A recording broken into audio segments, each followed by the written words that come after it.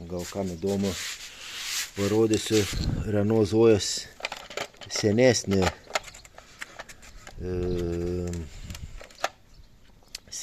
Q210 kontinentalio variklio, kaip atrodo krovimo blokas. Tai va.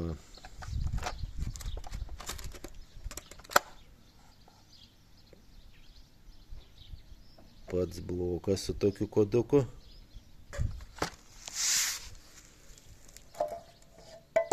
Filtrai.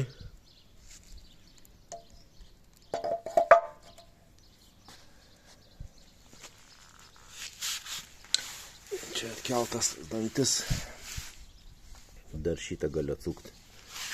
Kam įdomu, parodysiu, kas vidai.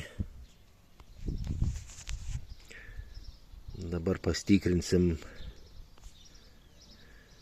čia tuos kontaktus, ar eilės neužkėpė.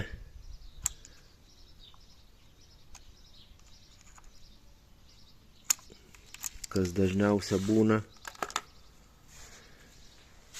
Kol kas rodo, kad čia neužkėpė, žiūrėsim vidui, ką mums parodys.